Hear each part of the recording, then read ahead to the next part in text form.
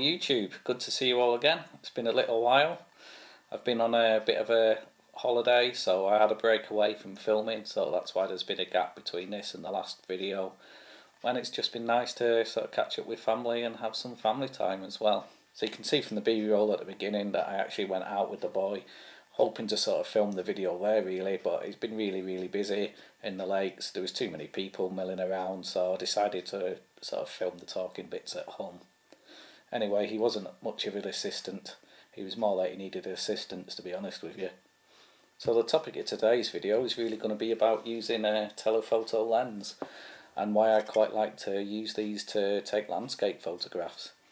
So you can see from the video that I was out on a day where there was a lot of low cloud, and it was actually filmed over 2 days, so the video and the photographs come from 2 separate visits to Ullswater, but to the same spots.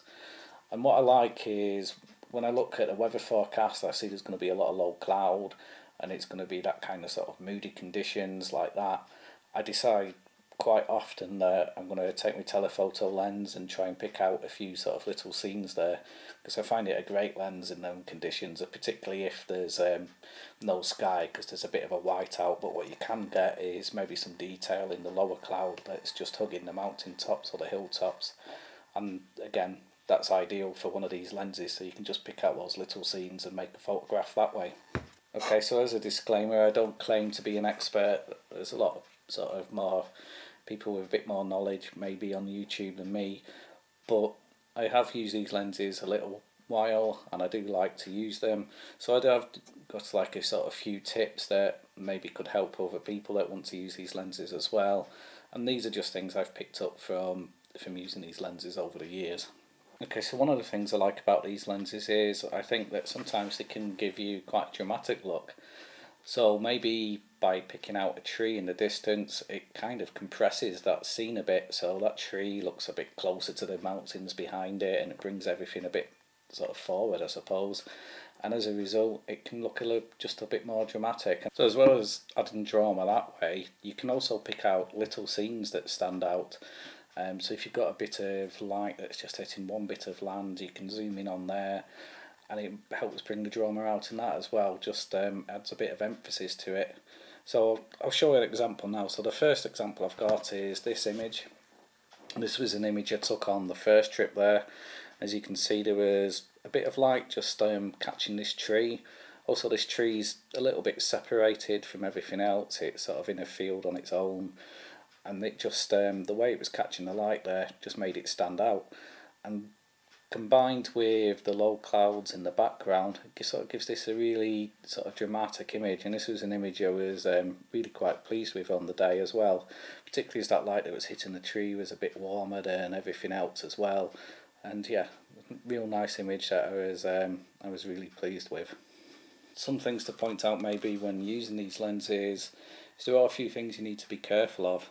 And one of them is, because of the length of the lens and because you're zooming in, if you've got any movement in your camera as well, it tends to be sort of emphasised, so you can end up with a soft image if you're not careful from having a bit of vibration on the camera. Now one of the obvious ways to sort of get around that would be to mount the camera on a tripod, but quite often when I'm using one of these lenses the conditions are sort of changing and I want to sort of react quickly. I quite often use my camera handheld, but what I'll do is instead of using like an f-stop that's quite high up, maybe between like 11 or 16, I'll use something like f8 so my aperture is a little bit more open to let a bit more light in, and I'll just push my ISO up a little bit, and I mean nothing dramatic, something between like ISO 200, 400 I think tends to work well, and it just gives you a fast enough shutter speed to hold that camera so you can get a nice sharp image at the longer sort of focal length. Also if it's really windy as well, when you look at the camera size, I mean, it's got quite a sort of length to it, so it can catch the wind quite a bit as well and have a bit of shake too. But if you're using it on a tripod and you're using sort of like your delayed shutter or your timer on there, I'll also, if I'm doing that, I'll use like a 5-second timer release as well, just because you get a bit of vibration in the camera and it takes just a little bit longer for the camera to settle sometimes. So sometimes if you use just a 2-second release, that lens hasn't quite settled, and you do get a bit of movement and a softer image as well. Another thing I do when I've got it on a tripod is I quite often take this off. I don't put the lens shot on. You can see while it's on the end, again, it just increases the size of that camera, and it just acts like a sail, so it can add a bit of movement to it as well. But that's just something to be aware of, and just shoot to your own style as well. For me, the handheld works. For many people that might not work. You might want to have it on a tripod, so it's just up to you. Just stick with what you're comfortable with. So like, as I was saying, one of the advantages of having it handheld is I can just react to the sort of scenes around me. Now, this next image is a good example of that. So the Ullswater steamers were particularly busy that day, but because I was handheld, I was able to follow one of these boats quite easily. That's when I snapped this image. So again, you can see that lovely low cloud on the hills in the background. You can actually, if you see in the middle of the image, you can see that tree I isolated. So you can see I was at quite a long focal length for that. I think I was up near the 300 mark. But for this one, I've zoomed back out a little bit. Gives me a bit of a wider scene, although this is still at probably a good like 100 mils maybe. And that boat is just catching the light, and it really stands out from the background. And it got a bit of warm light at the bottom, and it's a bit cooler at the top, and I just overall like this image. I think it's a good example of something you can do by just hand holding with your telephoto lens. You can sort of react to a scene as it happens, and that's what I was able to do in this case. Okay, so again, as I was saying, now I like to sort of react to the scenes, but one thing you can do as well is I quite like to zoom in towards the hilltops and just follow the clouds and see what they're doing. And as the clouds are moving over the hills, I'll quite often compose a shot based around them. So that's what I did for this one. So sort of focused on that hill in the foreground.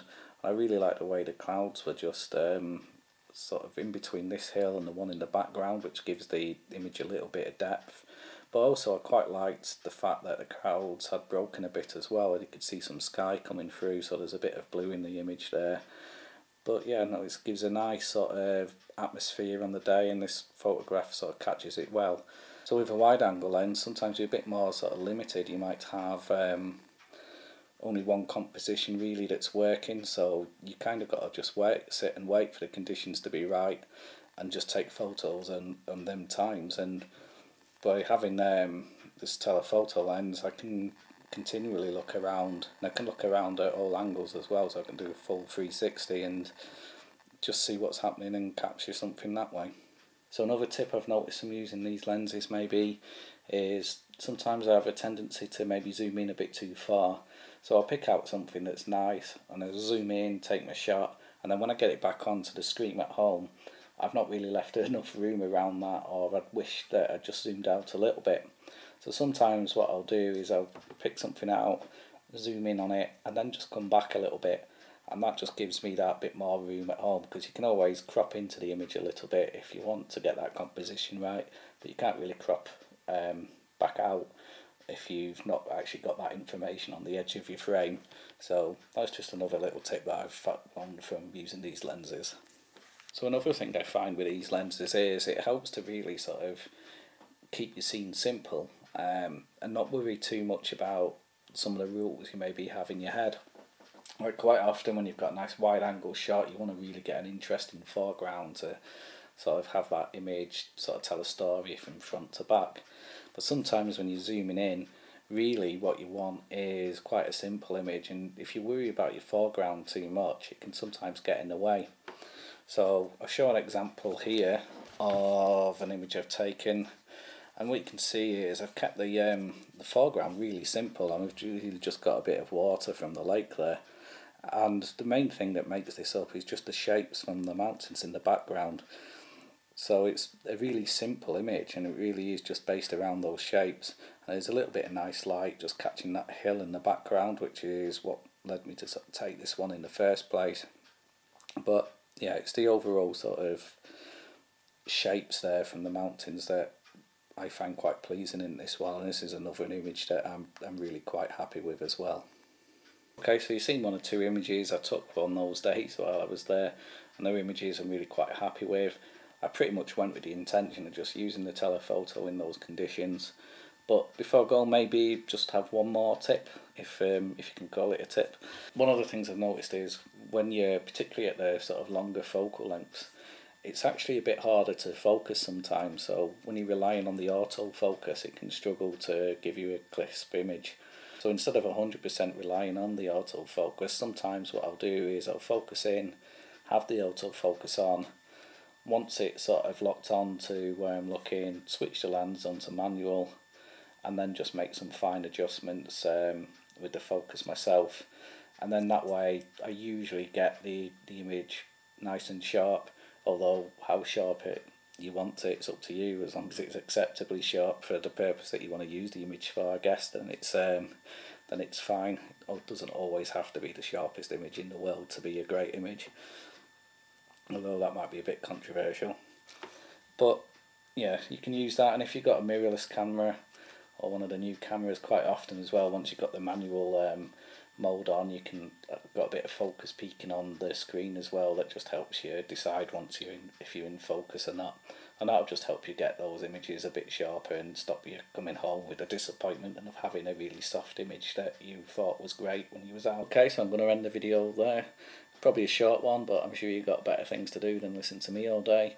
If you have enjoyed today's video, I would appreciate if you could subscribe to the channel and watch more videos of me in the future, and also check me out on Instagram, which I'll put a link in the description below. And what I'll do is I'll stick the images on the end of the video so you can have another look at them there as well. So thank you for watching, especially if you made it all the way to the end, and I will see you next time. Thank you.